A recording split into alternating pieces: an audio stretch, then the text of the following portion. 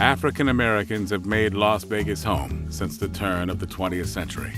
Most migrated for economic opportunities and the promise of a better life. Many came to work on the railroad, to be maids, porters, and business owners. Later, migrants included doctors, educators, entertainers, and lawyers. Throughout our history, African Americans participated in weaving the fabric of the Las Vegas community. You can learn more about this rich history in the web portal, documenting the African American experience in Las Vegas. Within this website, you'll find oral histories, historical photographs, and documents. You can see and hear this rich history firsthand. Come inside to learn about the flood of Black migrants who came to Las Vegas and Henderson in World War II to work at BMI, Basic Magnesium Incorporated, and support the war effort. Migrants could live in Carver Park, a federal housing complex constructed for Black BMI workers, but most opted to live in the Las Vegas West Side because of its cultural advantages. Jump into the 1970s, where African American mothers became activists and staged an eat-in at the Stardust, kidnapped a welfare official, and organized a large march down the Strip. The welfare rights movement in Las Vegas was led by Ruby Duncan, who sought better welfare benefits to feed her children. Her efforts led to Operation Life, an organization with a lasting influence on the West Side community. This project has been made possible by the collective efforts by many individuals and institutions. It all began when Tom Axtell, Vegas PBS General Manager, approached Patty I. Nuzzi, Dean of UNLV Libraries, with an idea. The libraries had long held a commitment to documenting Las Vegas history, and we were eager to help preserve the history of the Black community. But we knew we needed help from other partners in the community. And most importantly, we needed members of the Black community to share their experiences through their individual and collective memories. So the African American Collaborative was born.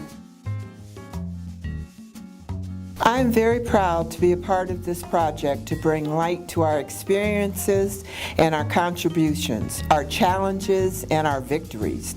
There is much that we can all learn from those who have paved the way before us.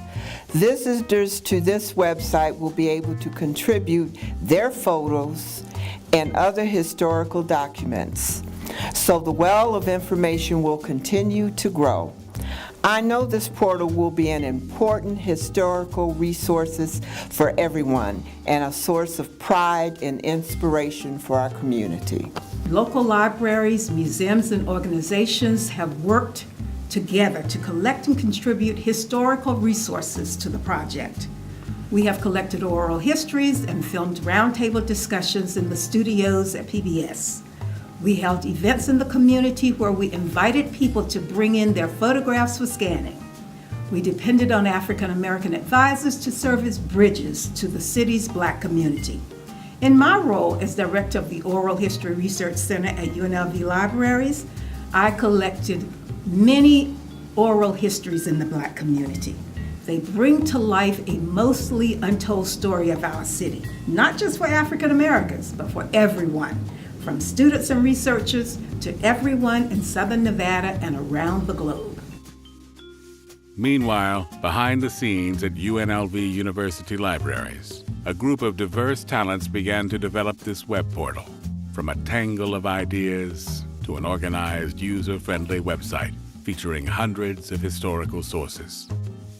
The goal, to offer a portal through time where students, researchers, and lifelong learners can linger and explore the history of Blacks in Las Vegas. This project started as a way to take all the hidden materials in UNLV special collections and other repositories in Southern Nevada that document the African American experience and make them more accessible through a centralized portal that people can search all over the world through the internet.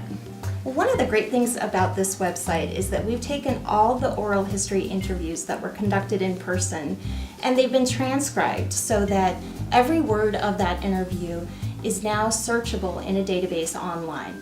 So if a user comes and they enter a term about something that they're interested in, they will retrieve all interviews on that topic, be able to read the entire interview, and find related interviews through that search term. What was once a partial history stored on the shelves of several local libraries or archives, or in personal boxes stashed under beds, is now available online to everyone. And we have only just begun to realize what is yet to be.